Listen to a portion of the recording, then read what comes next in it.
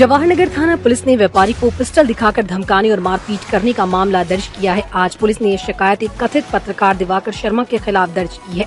Senior officer के हस्तक्षेप के बाद जवाहर नगर थाना पुलिस ने मामला दर्ज कर लिया। पीड़ित परविंदर बिंदल ने शिकायत दी है कि वो अपने भाई के साथ बिल्डिंग बनाने का काम करता है।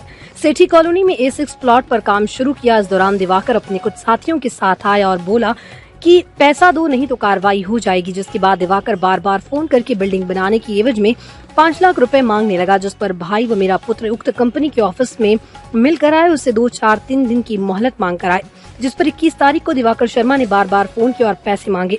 जब हम वहां नहीं गए तो मेरे ऑफिस 571 सिंधी कॉलोनी राजा पार्क में 2 लोगों को भेजा, जो जबरन मुझे राम गली नंबर 4 राजा पार्क के कोने वाले प्लॉट पर एक ऑफिस में लेकर चले गए, जहां पर UDTV भारत लिखा हुआ है। उन दोनों आदमियों ने मुझे कहा कि सीढ़ी के ऊपर चले जाओ। जब मैं वहां पहुंचा तो देखा कि एक आदमी ऑफिस में मौजूद था।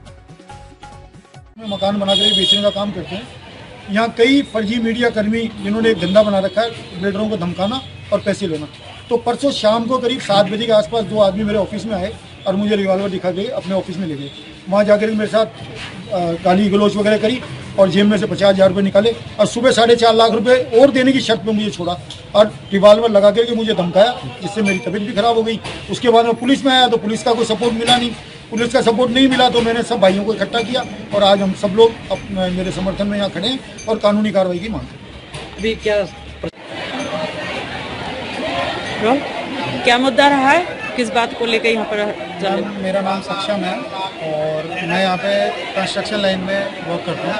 मेरे फादर स्कूल डायरेक्टर हैं, हमारा स्कूल है आगरा रोड पे एंड मोस्टली वो NGO की तरह एक वर्क करता है। तो एक आदमी है Diwakar Sharma, DDTV news channel करके उसका एक YouTube चैनल है। मैं उसको पत्रकार तो नहीं कहूँगा क्योंकि उनके पास कोई RNA नंबर तो है नहीं।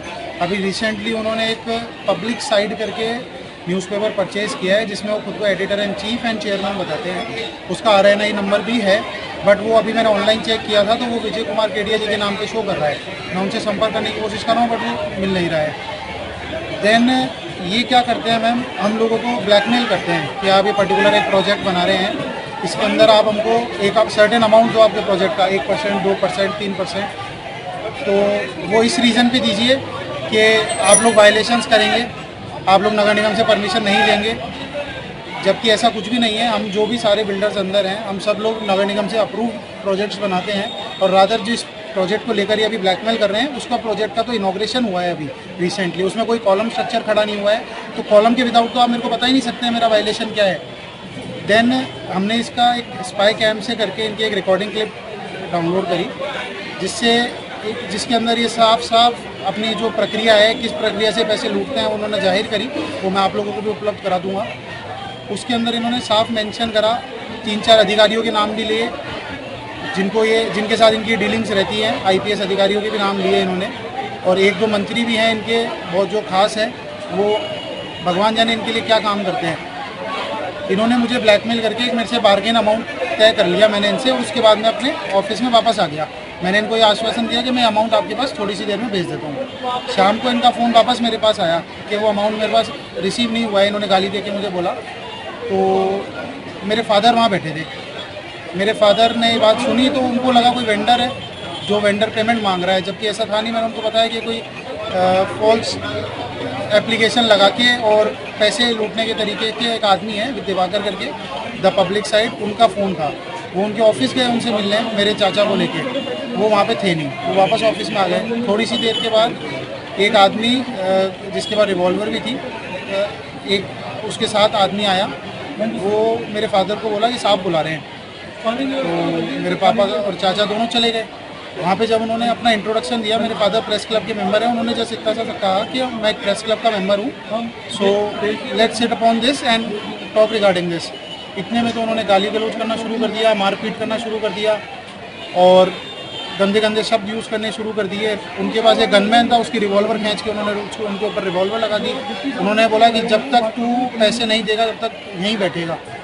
उन्होंने बहुत जो भी उनकी जेब में पैसे पड़े थे 50,000 रुपये के, एक विड्रॉल कराया था हमने, वो उन्होंने उनको दिए और उन्होंने नेगोशिएट करके जैसे जैसे कि हमने एक कॉमन पर्सन की उनको ज़मानत दी कि ये पैसे दे जाएंगे आपको बाद में। उसके बाद मेरे फादर घर आ गए। मेरे को इस बात का कुछ पता ही नहीं था। बाद में जब पता लगा तो हमारे जो घर पे गार्जियंस हैं उन्होंने मना कर दिया कि हमको कोई एक्शन नहीं लेना है, बिकॉज रिवॉल्वर जब आ जाती है तो सब डर जाते हैं। देन हम 11 बजे के आसपास थाने के अंदर आए, तो कब तक चुप बैठते। हम थाने के अंदर आए, यहाँ से अधिकारी जो थे ड्यूटी ऑफिसर डीओ जो थे वो वहाँ पे मौके पे गए। उन्होंने 2 PCR वहाँ पर भेजी, पुलिस कंट्रोल रूम में भी हमने फ़ोन किया था, वहाँ से भी प्रॉपर रिप्लाई आया। बट जब एक्शन लेने की बात आई, हमने उनको ये बोला था कि इनके कैमरे के अंदर रिकॉर्डिंग है, उनके ऑफिस के अंदर एक कैमरा था जिसमें कंप्लीट इंसिडेंट रिकॉर्ड हुआ था। हमने इनको बोला कि ये ऑफिस के ये कैमरे को आप जब्त कीजिए और इसकी हार्ड ड्राइव अपने पास रखिए, कल को एविडेंस के अंदर काम में आएगा। और वो पत्रकार 2 गली आगे ही वहाँ पर रह रहा था। मैंने आप उससे बातचीत करो, अरेस्ट मत करिए, आप एटलीस्ट इंक्वायरी तो करेंगे ना। तो उन्होंने ऐसा कुछ प्रक्रिया करी नहीं, जबकि कांस्टेबल उनको बोल रहे थे इंचार्ज साहब को कि आप इसके अंदर एक्शन लो। इंचार्ज साहब ने उसको थोड़ा सा लाइटली के अंदर लिया। मैं सुबह वापस थाने के अंदर आया, इन्होंने मेरी एप्लीकेशन ले ली बट FIR रजिस्टर नहीं करी। इंचार्ज साहब फिर कोई मीटिंग के अंदर चले गए, तो 2:30-3 बज गए। फिर मैं DCP साहब के पास गया, यादव साहब के पास। उन्होंने बहुत अच्छा रिस्पॉन्स मेरे को दिया। उन्होंने इमीडिएटली 3 स्टार साहब को बोला, SHO साहब को, कि आप इनकी FIR रजिस्टर करिए और तुरंत बेसिस के ऊपर एक्शन कीजिए। अब मैम इतना संगीन जुर्म हुआ है, अब वो जो अपराधी था वो फरार हो गया है। अभी तक इन्होंने कोई ट्रेस नहीं करा है उसको, उसकी मोबाइल लोकेशन ट्रेस नहीं करी है, वो किससे बात कर रहा है किससे नहीं कर रहा है। उनके पास कोई 2-3 IPS अधिकारी हैं जिनका दबाव वो यहाँ पे डलवा रहे हैं। हम उन अधिकारियों के नाम जानना चाहते हैं।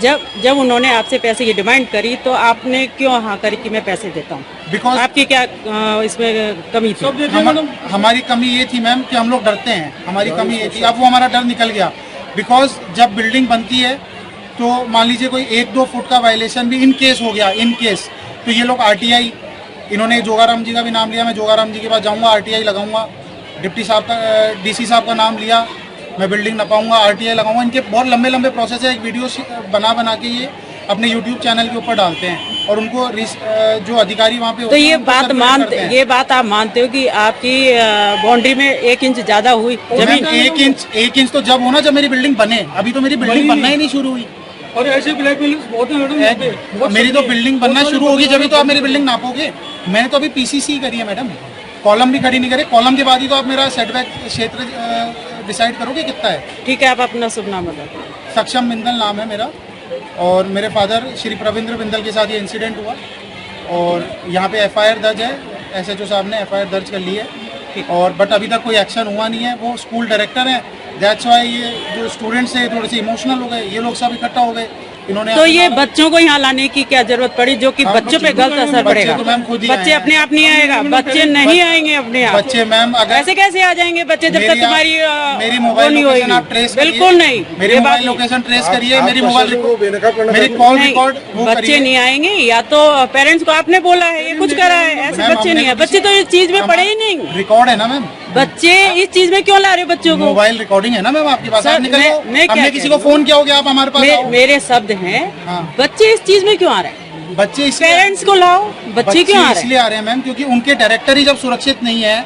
अभी बच्चों से भी बच्चों के भविष्य पे कितना असर पड़ेगा इस चीज को देखा है? भविष्य मैम, आज वो थाने के साथ पहली बार आए। ये लर्निंग है मैम, लर्निंग है।